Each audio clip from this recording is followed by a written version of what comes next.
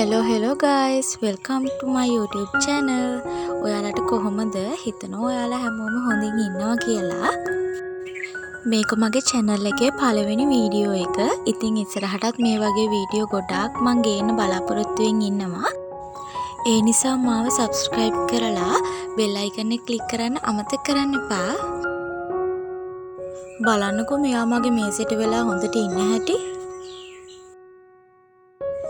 මට අද නෝට්ස් වගේක් ලියන්න තියෙනවා. අපි දැන් ඒ ටික එහෙනම් ලියලා ඉමු.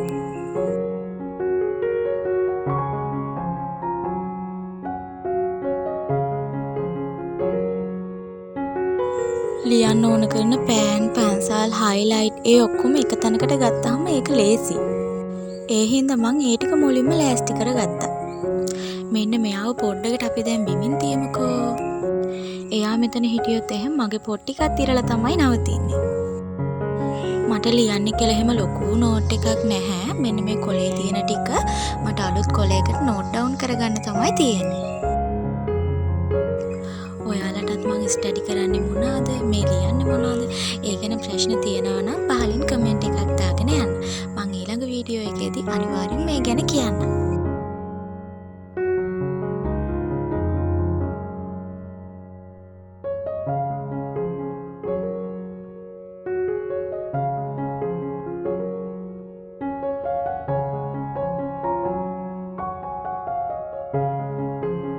හරි එහෙනම් මම මේක ලියනකම් ඔයාලත් එක්ක පොඩ්ඩක් කතා කරන්නම්කෝ. මම මේ වගේ YouTube channel එකක් පටන් ගන්න ගොඩක් කාලෙ ඉඳන් ආසාවෙන් හිටියේ. ඉතින් මට දැන් ගොඩක් සතුටුයි මට පළවෙනි වීඩියෝ එක අප්ලෝඩ් කරන්න පුළුවන් වෙච්ච එක ගැන. ඉස්සරහටත් මම මේ වගේ ගොඩාක් vlogs ගේන බලාපොරොත්තු වෙමින් ඉන්නවා. ඉතින් මම හිතනවා ඔයාලා දිගටම මාත් එක්ක එකතු වෙලා ඉඳී කියලා.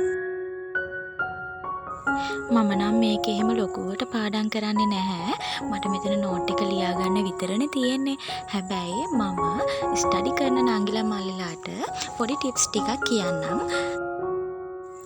ඔයාලත් එක දිගට පාඩම් කරන්න කැමති නැත්නම් පොත් මේසෙට වෙලා ඉන්න හිතෙන්නේ නැත්නම් මෙන්න මේ ටිප්ස් ටික try කරලා බලන්න.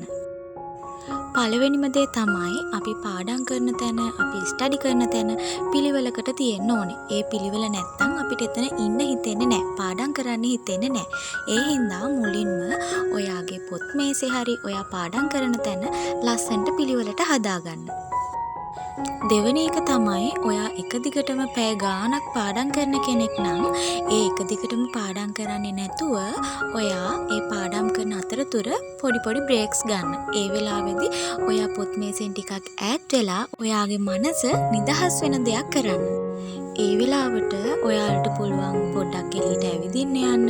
එහෙමත් නැත්නම් තේ එකක් හදාගෙන බොන්න, අම්මට උදව් කරන්න, ඒ වගේ දේවල් කරන්න පුළුවන්. තුන්වෙනි එක තමයි ඔයා පාඩම් කරන තැන ඔයා ගොඩාක් කළා පාඩම් කරන කෙනෙක් නම් වතුර බෝතලයක් අනිවාර්යයෙන්ම තියාගන්න. එතකොට පාඩම් කරන වෙලාවට මහන්සියක් දැනෙනකොට වතුර ටිකක් බොන්න ආපහු යන්න ඕනේ නෑ. පොත් මේසෙන් නැගිටලා ඔයාට එතන ඉඳලම වතුර බීලා ආපහු ඔයාට පාඩම් ගන්න පටන් ගන්න පුළුවන්.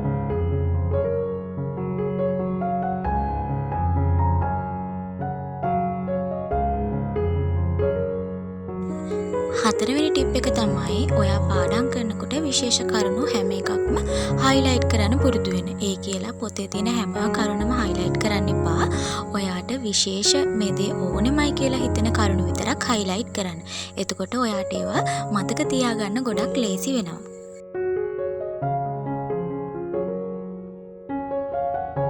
පස්වෙනි ටිප් එක තමයි ඔයා පාඩම් කරන පොත් මේසේ පොත් ගොඩාක් තියාගන්න එපා. ඔයාට ඒ වෙලාවට පාඩම් කරන්න ඕන පොත් ටික විතරක් තියාගන්න. අනිත් පොත් වෙන තැනකින් තියලා තියන්න. පාඩම් කරන තැන පොත් ගොඩාක් තිබ්බහම මේක අපිට එපා වෙනවනේ. දැක්කහමත් නිකන් පාඩම් කරන්න හිතෙන්නේ නැහැ වගේ.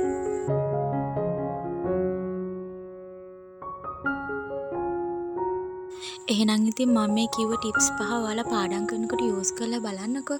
අනිවාර්යෙන් ඔයාලට ඒක ප්‍රයෝජනයක් වෙයි.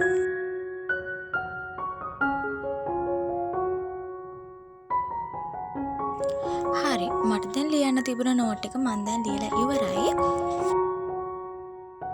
ඊළඟට මං හවසට පාඩම් කරන ටික මොකක්ද කියලා උදේම මාක් කරලා තියාගන්න තමයි මේ හදන්නේ.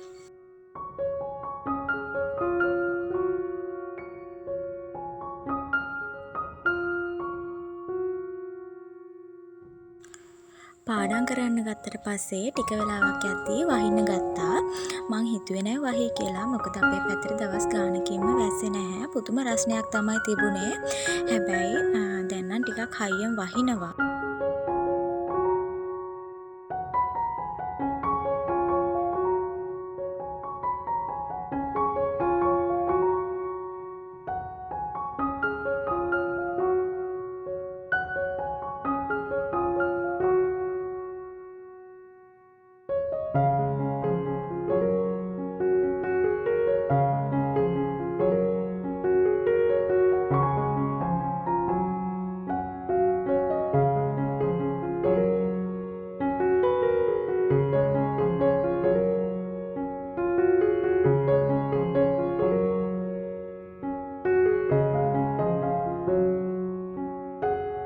එහෙනම් ඉතින් දැන් ලියපු නෝට්ස් ටිකයි පොත් ටිකයි පිළිවෙලට අහුරමු.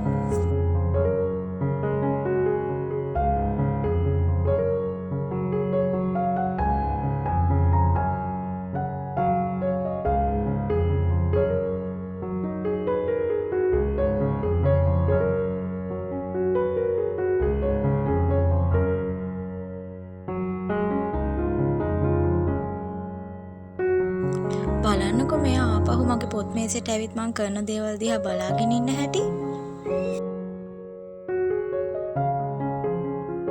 ඊට ටික වෙලාවකට පස්සේ වැස්ස නම් පෑයුවා. ඒ වුණාට ටිකක් අඳුරුයි වගේ. ඔයාලා බලනවා ඇති ඇයි මේ කලින්ම ජනෙල් වහන්නේ කියලා. මේ කලින් නෙමෙයි මේ හවස ගත්ත වීඩියෝ ක්ලිප් එකක්. මට උදේ වීඩියෝ කරාට පස්සේ ආයි වීඩියෝ කරන්න පුළුවන් උනේ හවස. ඉතින් මම මේ වීඩියෝ ක්ලිප් එක ගත්තේ හවස වෙලාවේ. එහෙනම් ඉතින් අදට මගේ vlog එක මෙතන ඉවරයි. මං හිතනවා ඔයාලා ඉස්සරහටත් මාත් එක්ක ඉඳී කියලා subscribe කරලා මාත් එක්ක එකතු වෙන්න. ඉස්සරහටත් මං ගොඩාක් වීඩියෝ අරන් එනවා. එහෙනම් ඉක්මනට මලුත් වීඩියෝ එකකින් හම්බෙමු.